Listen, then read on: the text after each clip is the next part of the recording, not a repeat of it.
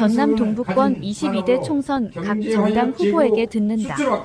순천시 광양시 구례 군곡성 군갑 더불어민주당 김문수 후보입니다.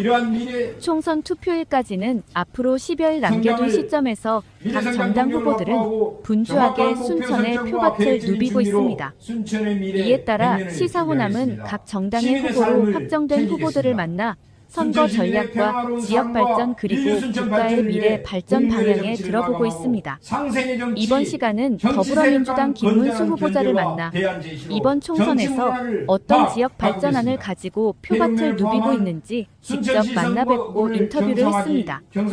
참고로 김 후보자는 1968년 전남 순천시 송광면에서 출생했으며 후천고 1회를 졸업하고 고려대학교 정치외교학과 졸업했습니다. 이후 서울시의회 교육위원장, 더불어민주당 이재명 당대표 특별보좌역, 민주당 기본사회위원회 순천시위원장, 이재명 제20대 대통령 후보 비서실 선임팀장, 경기신용보증재단 전략상임이사를 지낸 바 있습니다. 그리고 이번 제22대 총선에서 순천 광양 구례 곡성갑 더불어민주당 후보자로 출마해 결의일선에서 손훈모 후보자에게 패했으나 손훈모 후보자가 윤리감찰단의 조사 결과 경선 부정이 확인되어 위임받은 당무위원회의 권한으로 해당 선거구에 김문수 후보를 추천 의결하고 후보자로 인준해 공천권을 쥐어 더불어민주당 순천갑 후보자로 뛰고 있습니다. 그럼 친이 제명계로 알려진 김문수 후보자의 인터뷰 내용을 들어보도록 하겠습니다. 이제 민주당 후보로서 새로운 각오가 있을 것 같은데 각오 한마디 먼저 해주실래요?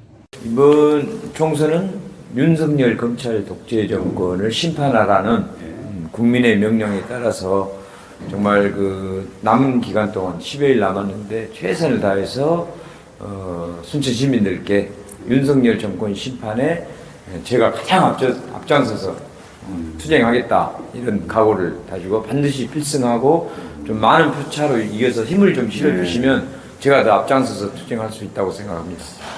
그래요. 많은 표 차이로 이길 수 있는 것은 이제 경선 과정에 흩어진 민주당 민심을 어떻게 수습해서 민주당 조직을 하나로 뭉칠 수 있는가, 이것도 관건이죠.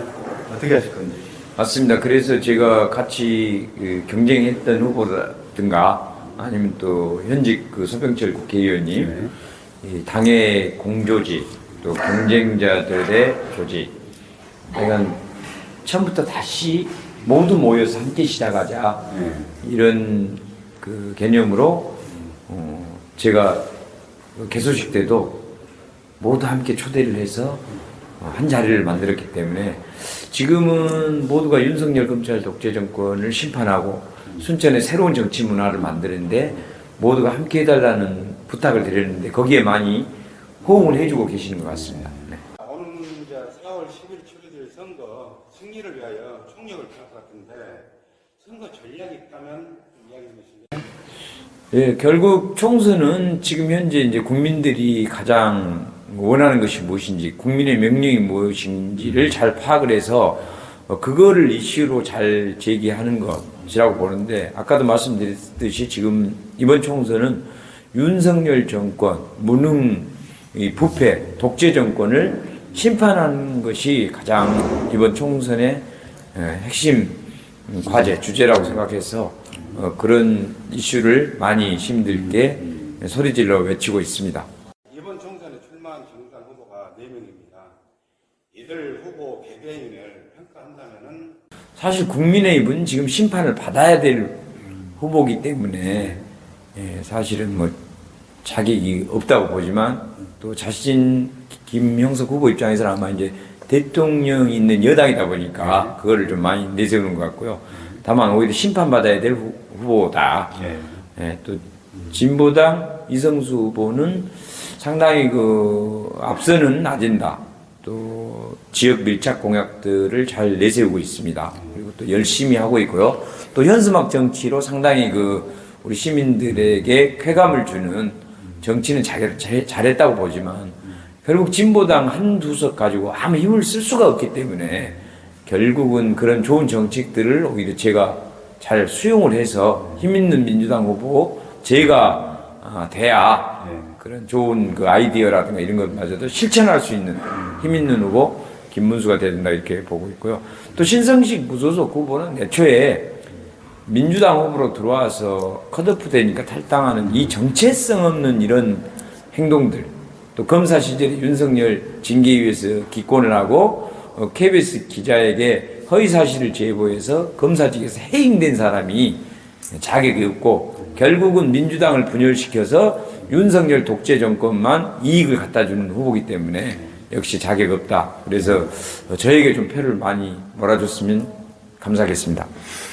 앞에서 계속 이제 윤석열 정권에 대해서 비판했는데 현 국민의힘과 윤석열 정부에 대해서 어떻게 평가하고 있는지. 이미 국민들이 평가를 내렸다고 봅니다. 윤석열 검찰 독재 정권이 된데다가 또 무능하기까지도 하고 또 국민들을 무시하고 총체적 아주 부실 정권이라고 보기 때문에 사실은 당장 탄핵을 하고 자리에서 내려오는 것만이 대한민국을 살리는 길이다 이렇게 생각을 하고 있고, 또 그렇다면 정부 여당 국민의힘이라도 정신을 차리고 이에 대해서 비판을 하면서 국정기조를 바꿔야 한다고 해야 되는데 오히려 한동훈 비대위원장 똑같은 검사 출신 윤석열 대통령과 한몸인 사람을 비대위원장으로 내려보내면서 쇼만 하다가 결과적으로 국민들의 지금 심판을 받고 있다고 생각을 하고 있습니다.